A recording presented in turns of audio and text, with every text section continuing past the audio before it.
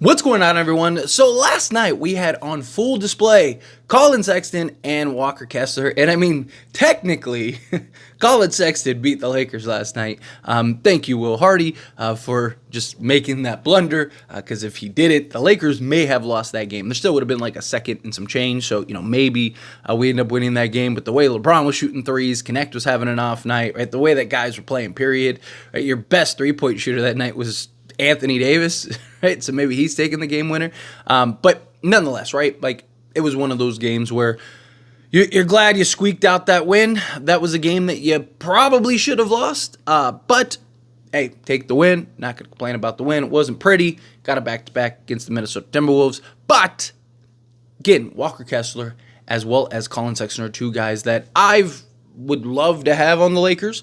Two guys that have been linked to the Lakers, but we got reports that the asking price for Walker Kessler is still 2 first-round picks, which, again, the Lakers, they're just not in a position to do that. If we were just a Walker Kessler away from winning a championship, then sure, go make that move. But we're not, right? You need Walker Kessler and probably like 2 other pieces. Now, if you can get a Walker Kessler and a Colin Sexton, okay, now I think you move closer, and then if you get like a Dorian Finney-Smith or something like that, now you got some athleticism at the guard position, plus a guy that can shoot, score, apply rim pressure, do multiple things out there on the basketball court, get a guy in Walker Kessler who's been one of the best rim protectors in the league, get you a double-double on a nightly basis. He's young. The reason I like Walker Kessler more than anything is just because he's a center that can help now and make sense now, that can fill in when Anthony Davis, is on the bench or gets the night off. Obviously, he's not Anthony Davis, but just the rim protection, the rebounding, the scoring.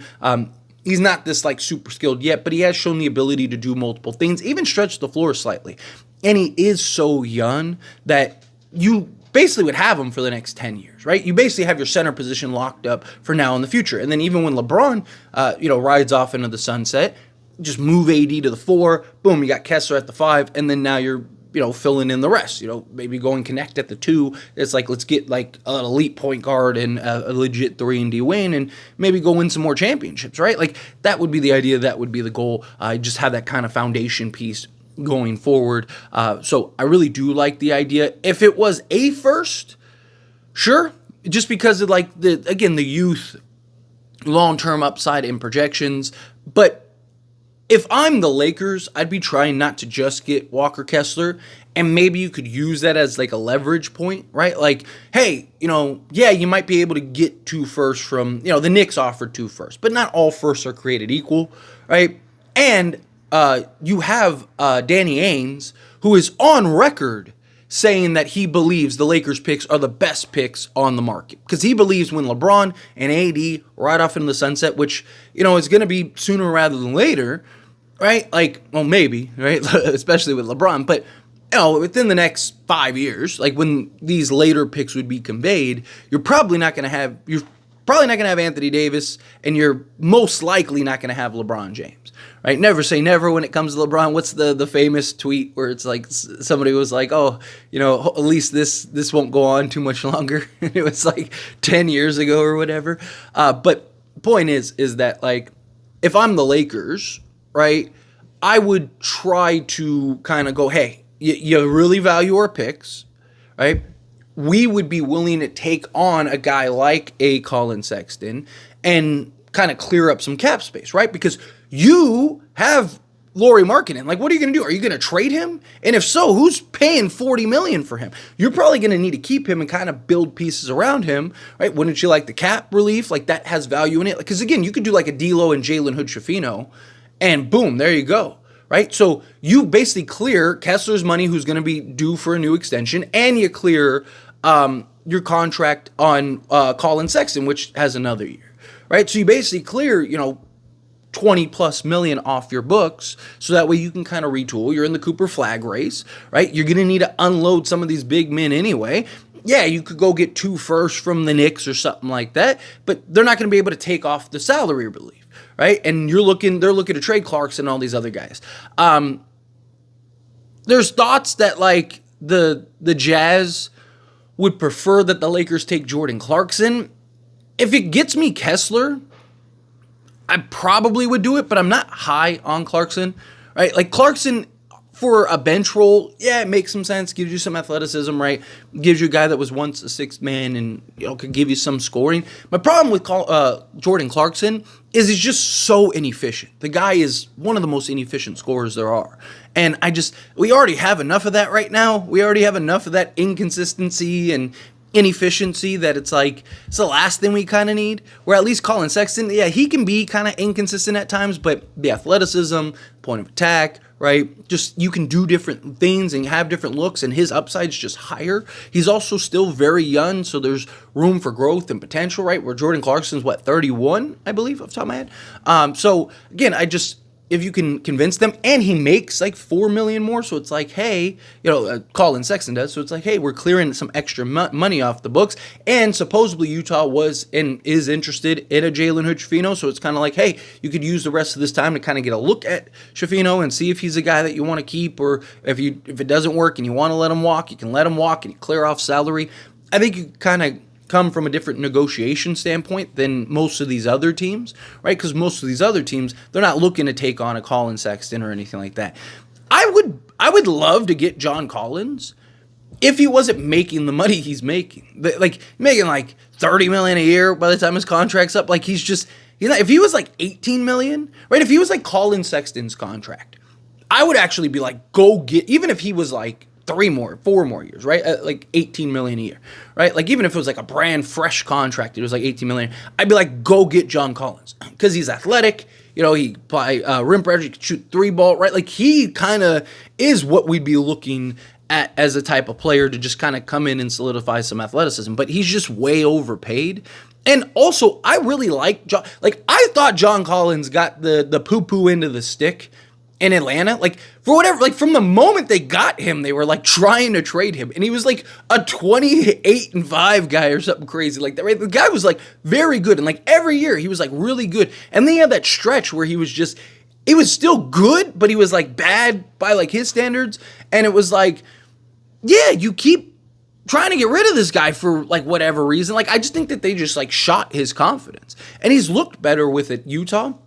And I just think in this system, right, under J.J. Redick's system, with his athleticism, with his ability to stretch the floor, with his rim pressure, help and rebounding, all of that, right, I just think that, his versatility on the defense side, he can essentially switch 1 through 5, right? Like, I really like the idea of him, and I think that he could slot in. He just makes way too much money, right? Like, if he was, like, $8 million less, I'd probably be like, you know what, like, why maybe take him on.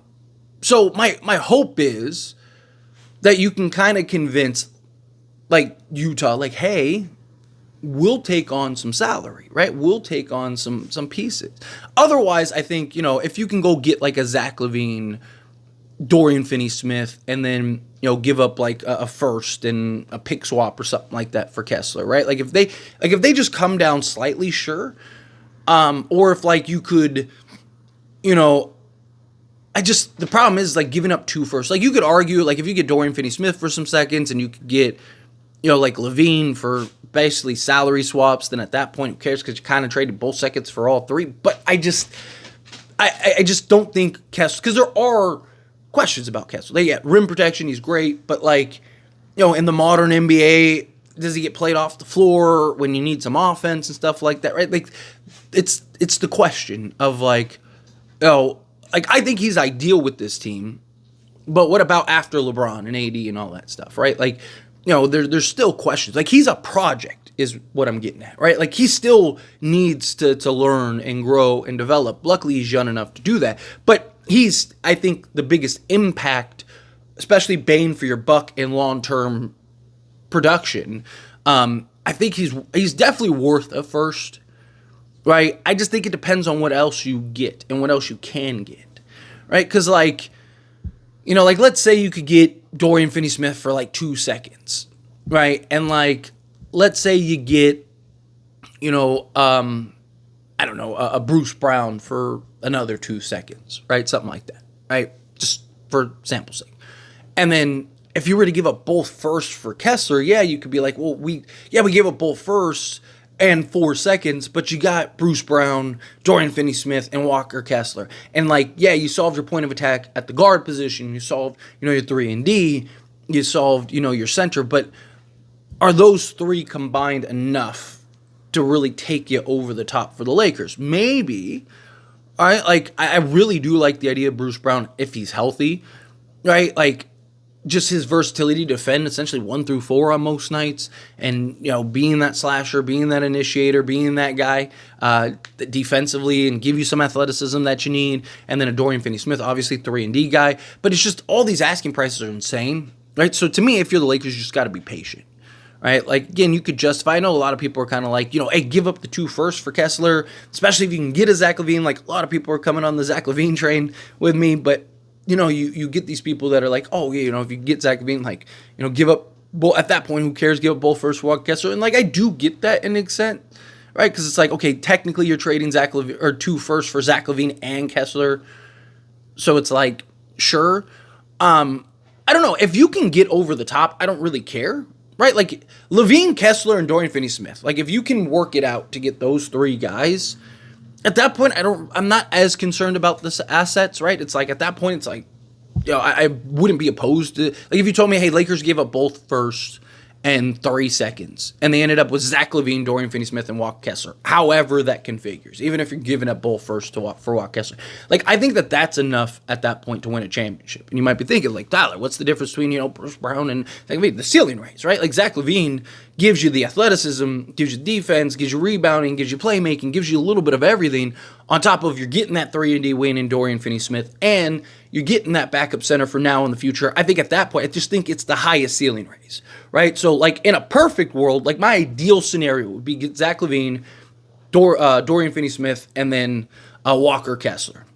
Whatever you got to do to get that done, sure, right? At that point, if you have to get, like, if you can get Dorian Finney-Smith and Zach LaVine, right, for 2 firsts, but I think you could probably get Dorian Finney-Smith and Day'Ron Sharpe for probably 1 first. And Day'Ron Sharpe still, I don't think he's Walker Kessler. I'd prefer Walker Kessler, don't get me wrong. But, like, you get Dorian Finney-Smith and Day'Ron Sharpe, and Day'Ron Sharpe's 23, right? So there's room for upside and growth there also. It's tough, right? So my hope is that maybe the Lakers can kind of wiggle in and be like, hey, we'll take on one of these salary guys. Not John Collins, but, a Jordan Clarkson, or you go get, ideally, a Colin Sexton. If you get Colin Sexton and Walker Kessler, chef kiss, in my opinion. Then just go get a Dorian Finney-Smith, and then kind of figure out what else you need, and then let's go. If you can get another piece or 2, that'd be great, right? But anyway, as always, this is a discussion. Pass a question on you.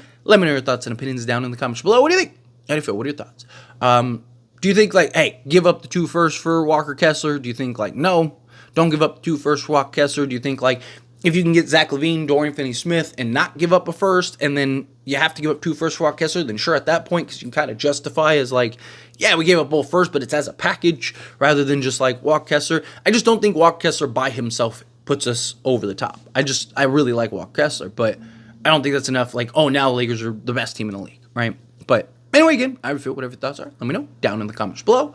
That being said, if you haven't liked this video, hit that like button. Helps me a lot. We enjoy these types of videos, and I truly appreciate it. Not subscribe channel, hit that subscribe button. Turn on the bell notifications. Appreciate y'all. See you in the next one.